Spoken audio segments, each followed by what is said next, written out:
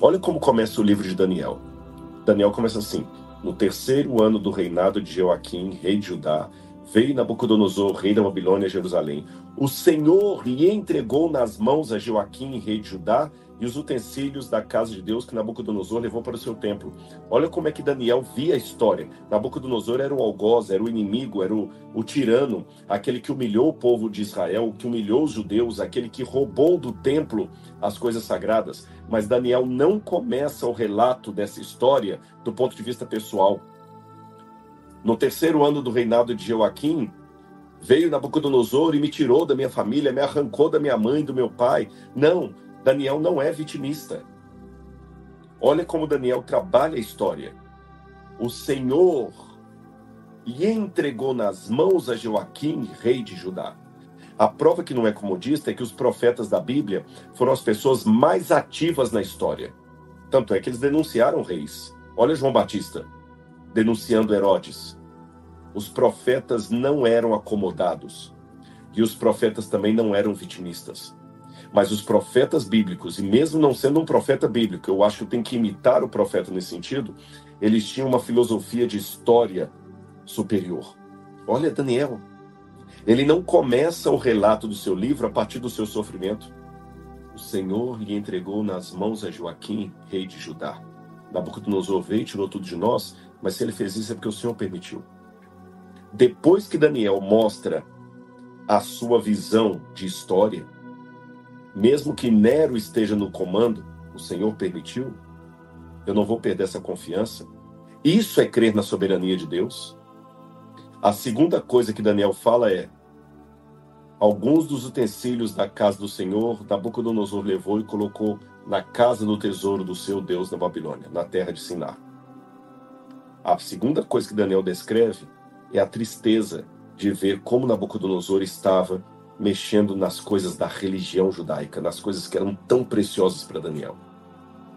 Só depois de afirmar a soberania de Deus na história e priorizar a dor da perda de valores religiosos, é que Daniel começa a contar o que ele e seus companheiros estavam passando. Se você começa a reclamar ou a contar qualquer história, falando primeiro do seu problema, está errado. Nós estamos na iminência de um governo único. O mundo caminha para isso. Se o mundo está caminhando para essa natureza, é porque o Senhor está permitindo.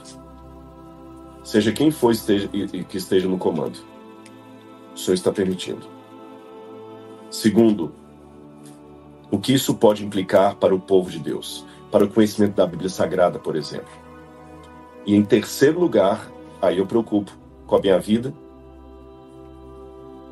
Então não cai agora no sensacionalismo, ficar marcando data para a volta de Jesus, é daqui a 5 anos, daqui a 3 anos, não. Que o mundo hoje tem condições políticas e econômicas para montar todo o esquema de um governo único, conforme o Apocalipse 13 prevê, em uma década. Tem vídeo meu falando isso aí. Mas isso é uma perspectiva humana. Mas a data da volta de Jesus eu não sei. Mas fique atento aos sinais. Governo único. E o dia que ele pedir alguma coisa que vá contra a lei de Deus, aí como Daniel. Daniel foi fiel à Babilônia. Daniel foi lá para o palácio de Nabucodonosor. Daniel aprendeu a língua dos caldeus, estudou na Universidade dos Caldeus, se tornou um conselheiro, um ministro do governo da Babilônia. Exerceu bem as suas funções a ponto de ser elogiado pelo governo. Mas, quando o chefe dos eunucos exigiu que Daniel e seus companheiros comessem a carne que Deus não permitia comer, Daniel falou assim: não, senhor, não vamos comer. Nos dê vegetais e água.